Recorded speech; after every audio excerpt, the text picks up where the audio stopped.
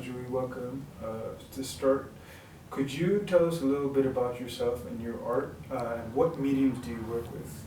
My name's Julie, and I've been a photographer as my main art medium for many years, but I began taking myself quite seriously as a photographer around 2006.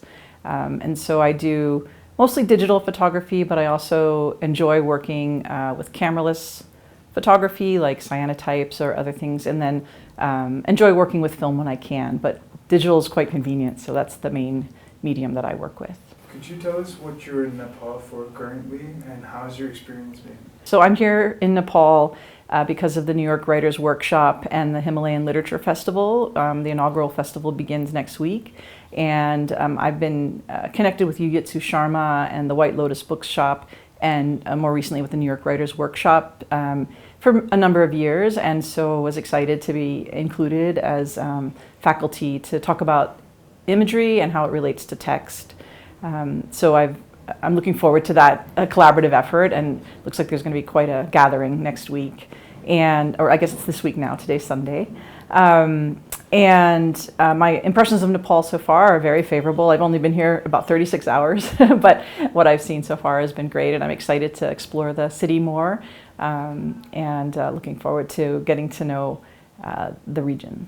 You've explored some facets of Nepali culture already. For example, your Teeth series in New England. So how did that come to be? What we're trying to understand is like how this Nepali connection that you made. How did it come about? So I lived in London for 16 years, and I worked at a university. And in about 2006, perhaps maybe 2005.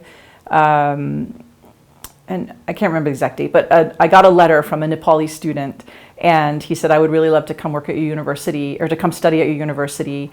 And I worked to get him to come study there, and then we became very good friends. And he introduced me to Yugitsu Sharma when he came to visit, and his wife. And then over the years, we've stayed connected. So now I'm based back in Boston, and Yugitsu comes and reads poetry and works in New York every year, and so we connect there. And so that connection stayed strong over the years. And then in Boston, I have a connection to the Nepali community it started through my daughter's friend. They went to school together, and then we became friends with her parents, but they were from Nepal. And the woman was very connected to the Nepali community and the president of the Nepali Society, and she asked me to photograph the Tej celebration, and I've done that twice now. So I've gotten together with that community a number of times. You have a lot of experience working in museums and galleries. What role do these institutions play in the art world? Sure, I think galleries and museums are incredibly important. They are a way for artists to showcase their work. It's also a way for ideas to be disseminated, and the leaders and the curators of these organizations are the translators, and they're so important in helping to have reach for ideas and for the artist's expressions. So I think they're very, very vital. Did you start with analog, or you started with analog? I did. How do you think the medium of photography is being affected by changing technological practices and landscapes? Oh, it's significantly impacted, but it has always been. I mean, it's always been an exploration of science and progression of how do you capture image and what's the best way to do that. So from the early days of chemistry on paper, through to digital sensors, and it's all been a journey. And artists can choose any of those sort of mediums still today. A lot of work is done to keep the analog practices alive. But digital photography is so convenient and so instantaneous. So in many ways, it's made it very democratized. So anyone can be a photographer if they've got the right digital equipment, their phone or whatever. So, so in that sense, it's ubiquitous. But the artist's eye and the real craft of photography, I think that still takes study, and it takes some intuition, and it's more than just a quick click. Your website says that your photographic practice investigates identity and personal narrative. What do these concepts mean to you, and how do you go about exploring them through your work? Sure. So much of my work is very personal, my artwork. I also do commercial work for real estate and other things to earn some money, and I love doing that work. But my artistic practice is really about sort of my story and the story of those close to me, that's what I feel is unique that I can offer. Of course, I love to photograph the world as I see it. So out and about, I'm excited to take photographs here in Nepal. I can't wait to really get that camera out and get going. But the sort of introspective work is around my story, my personal journey. For example, I photographed archival material my mother used to teach Bible stories. I recontextualized it and sort of found a way to explore what that faith means to me today. So quite introspective and constructed work. I photographed my daughter's shoes for a year. So the stories of those close to me are the stories that I feel I can tell with my camera and with my investigation.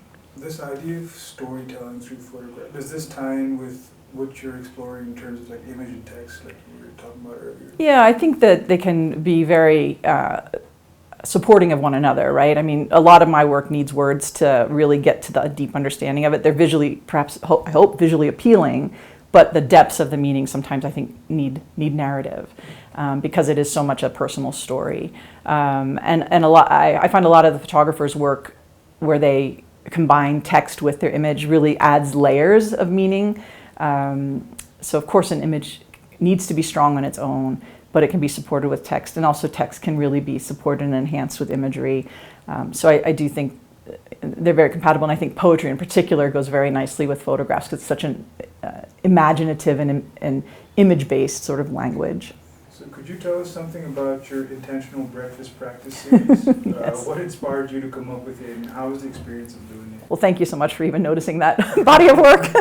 It's my sort of most recent little self-love journey. It started actually with wanting to come to Nepal. So when I started that journey, I was almost 20 pounds heavier. And Yu Yitsu and I had talked about me coming to Nepal and maybe trekking a little bit. And I thought, there's no way I can trek at this physical sort of manifestation of myself at that time. So I thought, I want to start to lose some weight. I want to become more fit. So I joined this organization, which has like a diet program, but it was more about a lifestyle change. And so I got about 4 days into that, and I was thinking every day I'm really thinking about my breakfast, and I want to make it intentional, and I want to make it for me.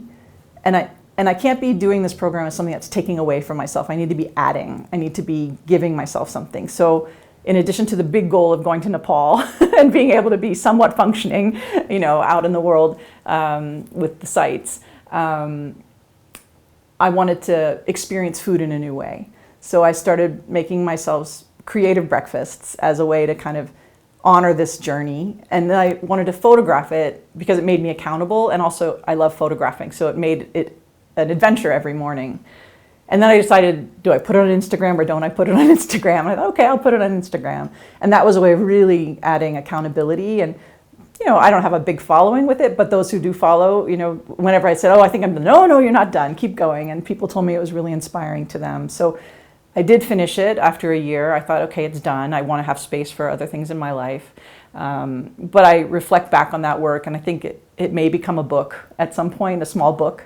And every day I journaled with it, so text goes with those images. So if you look at the Instagram, each day there's some little thought about what I've prepared and why, and often it's connected to memories. So in a sense, this intentional breakfast practice was a meditation on becoming healthy, on connecting to my heritage in many ways, because the food's so tied to family and culture, and a way of visually expressing myself every day. One last question that we have is, do you have any words of advice to younger artists that are trying to go through this path? Sure. Well, I would say, first of all, it's never too late to start. I feel like I started quite late to really be serious about this journey. And I would also say make time for yourself and guard it. That's been one of the hardest things for me to do, but it's important. So make the time. It's essential, and believe in yourself. And if it's photography equipment and you need to invest in it, I'd say, somebody told me, invest in the best you can afford at the time, because it's going to enhance your work, and you deserve to give your art what it needs. So don't be afraid to invest if you can. Thank you so much. You're welcome.